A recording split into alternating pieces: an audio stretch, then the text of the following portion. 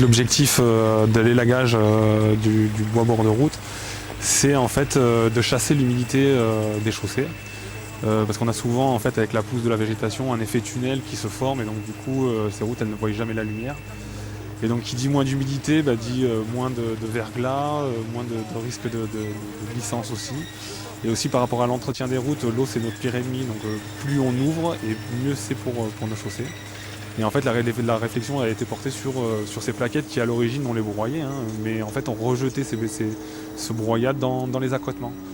Donc ça n'avait aucune utilité, à part nous baucher les fossés, nous faire revenir plus régulièrement sur nos routes pour, justement, avec la pelle mécanique, pour curer ces fossés.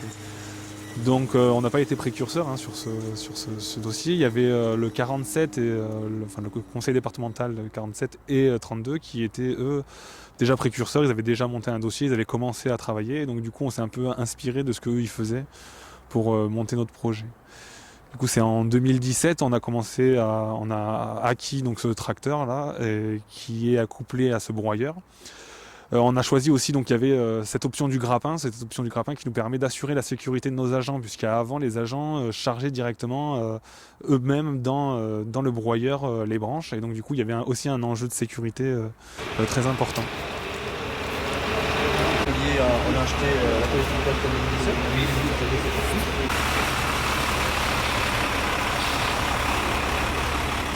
Et c'est ça, on est en train de suivre en fait le cycle du bois dans le département de l'Ariège, hein, en partant du bois bord de route, hein, c'est-à-dire les élagages sur les fossés, en amont des fossés. Hein. C'était un bois que, alors historiquement, hein, je parle il y a quelques années maintenant, hein, on laissait pourrir voilà, dans les fossés, ce qui a mené à deux choses. Un, des fois, des situations compliquées sur la circulation des eaux, et deux, à repasser pour nettoyer ces fossés une fois que le déchet était végétal, c'était un peu délité, on va dire. Hein. Aujourd'hui, donc depuis 2018, on a pris une autre optique, c'est d'élaguer, de récupérer ce bois en bord de route.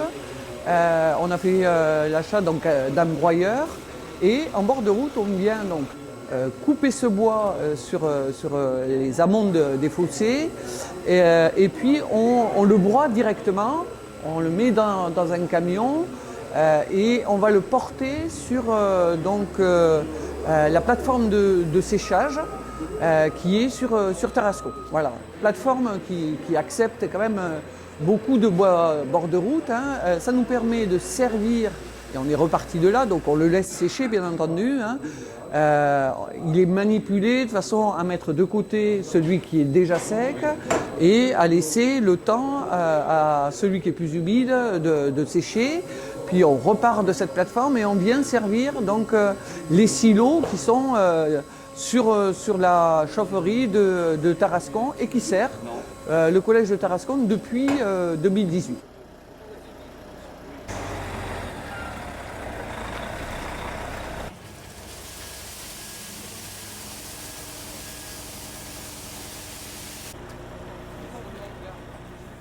Pour donner un peu la maille, parce qu'aujourd'hui c'est quand même un sujet, à la fois les énergies, la sobriété énergétique, hein, qui est notre premier pilier, on a toujours dit ça, mais aussi changer la façon de produire de l'énergie.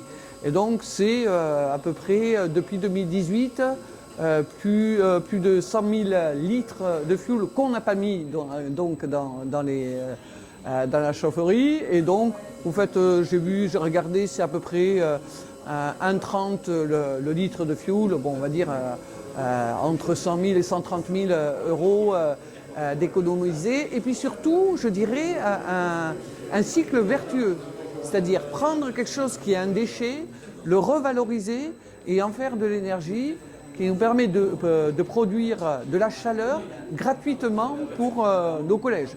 On a des projets qui vont venir compléter, un à Axe sur lequel le marché est avancé, hein, puisqu'on va choisir les entreprises dans les semaines qui viennent, et puis un sur Foix et un autre qui est à l'étude, plutôt réseau de chaleur, hein, puisque ça va être entre la commune de Saint-Giron, le département de la région, et peut-être l'État sur certains bâtiments qui sont en proximité, parce qu'il ne faut pas avoir des réseaux non plus trop grands.